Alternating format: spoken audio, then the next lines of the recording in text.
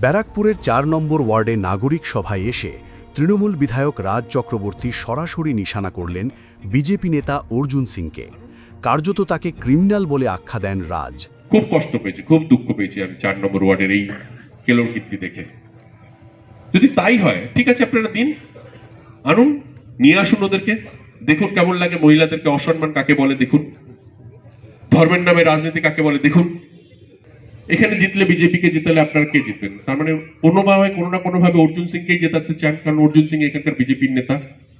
তার মানে একটা ক্রিমিনালকেই আপনারা কোনো রকম ভাবে এখানে আনতে চান, যেটা উত্তমদা বলছিলেন যে আমরা এখন আর ক্রাইম ক্রিমিনাল এইসব কোনোকে অ্যালাউ করি না। আমরা যদি এখানে ভোট দিই তার মানে কিন্তু অর্জুন সিংকেই কোনোভাবে ভোট দিলাম। সেখানে উন্নয়ন হবে না, কিন্তু সেখানে শুধু বোমগুলি চলবে, মানুষের বাড়ি জ্বলবে, মানুষকে মার হবে, মারামারি হবে, দলাদলি হবে, গুন্ডা বাহিনী আসবে বাইরে থেকে, এসব হবে। আপনারা কি করে আপনাদেরকে ভালো লাগবেন, আপনার পাশের বাড়িকে ভালো লাগবে, আপনার সোসাইটিকে ভালো লাগবে, আপনার ব্যারাকপুরকে ভালো লাগবে, আপনার ব্যারাকপুরের মাথা উঁচু করে রাখবে, এটা কিন্তু আপনি ঠিক করবেন, আমরা নয়। আমরা ম্যাক্সিমাম আপনার পাশে থাকতে পারি, আপনার কাজ করতে পারি, আপনার হয়ে লড়তে পারি। যদি আপনি আমাকে না চান, আপনারা যদি না চান, তাহলে তো আমরা করতে পারবো। অ্যাকচুয়ালি ব্যারাকপুর খুব সেন্সিটিভ একটা জায়গা। এখানকার মানুষজন খুব ইমোশনাল, খুব কি বলবো, এখানকার মানুষজন খুব বুদ্ধিসম্পন্ন। সো আমি বুঝতে চাইছি যে এখানকার মানুষজন, ব্যারাকপুরের মানুষজন বিজেপিকে ভোট দিয়ে কি বোঝাতে চাইছে, মানে ৪ নম্বরে বিশেষ করে, সবাই নয়। অবভিয়াসলি ব্যারাকপুরের সব মানুষজন বিজেপিকে পছন্দ করে না, কিন্তু ৪ নম্বরে আমি দেখলাম একটা অদ্ভুত পরিবর্তন হয়েছে 2024-এ। সেটা কেন, তার পেছনে কারণটা কি, সেটাই বিশ্লেষণ করার চেষ্টা করছি আর কি। মানে এখানকার লোকেরা বেশি অর্জুন সিংকে পছন্দ করে, এই ওয়ার্ডের লোকেরা, সেটা আমার মনে হয়েছে। তাই মানে আমি পরিষেবা পাচ্ছি, পরিষেবা নিচ্ছি, সবই করছি, কিন্তু আই লাভ অর্জুন সিং।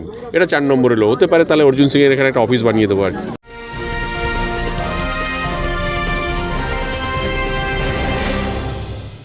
উত্তর ২৪ পরগনা ও তার আশপাশের এলাকার মানুষের সেবায় ক্যাথ ল্যাবের মতো অত্যাধুনিক সুবিধা নিয়ে পরিষেবায় ব্রতী সারদা মাল্টি স্পেশালিটি হাসপাতাল। একই ছাদের তলায় মানুষ সাধারণ চিকিৎসা থেকে শুরু করে ২৪ ঘন্টা cath lab, MRI, CT scan, এনআইসিইউর মতো সুবিধা এবার থেকে পেয়ে যাবেন সারদা মাল্টি স্পেশালিটি হাসপাতালে। প্রয়োজনে যোগাযোগ করুন 033-2592-0730, 2593-0730, 2593-3562 ও 9331275635 নম্বরে। আমাদের ঠিকানা royal park, Kalyani express way, Barrackpore, Kolkata ৭,১২১। সারদা মাল্টি স্পেশালিটি হাসপাতাল, পরিষেবাই হোক আমাদের মূল লক্ষ্য। পাল্টা তোপ দাগেন অর্জুন সিং। তিনি অভিযোগ করেন, আচ্ছা, যখন আমি তৃণমূল কংগ্রেস করতাম, কোন গুন্ডা, কোন ক্রিমিনাল কে দেখেছেন আমার সঙ্গে ঘুরতে, বা আমি তাকে নিয়ে ঘোরা? আমার তো লড়াই চিরদিন ক্রিমিনাল বিরুদ্ধে। তৃণমূল কংগ্রেস এসে এই ক্রিমিনালদের, যে আমার ভয়ে, পুলিশের ভয়ে যারা এলাকা ছাড়া থাকতো বা জেলে থাকতো বা শ্মশানে থাকতো, তাদেরকে নিয়ে বাপ বানিয়ে এরা ঘুরে বেড়ায়। তারা এদের টিটাগড়, ব্যারাকপুর, পুরো ব্যারাকপুর শিল্পাঞ্চলের কথা বলছি, এখন ক্রিমিনালরা তৃণমূলের বাবা। তারা এখন পার্টিকে চালাচ্ছে, তারা কাউন্সিলর হয়ে গেছে, তারা চেয়ারম্যান হয়ে গেছে।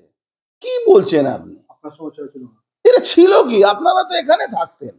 এরা সব বা জেলে থাকতো বা পালিয়ে থাকতো বা শ্মশানে থাকতো। আমি চিরদিনও ক্রিমিনাল বিরোধী। এই রাজ চক্রবর্তী ব্যারাকপুর এসেছে তোলার জন্য।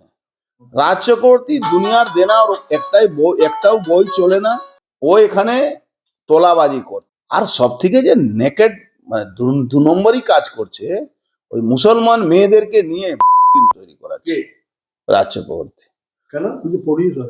হ্যাঁ,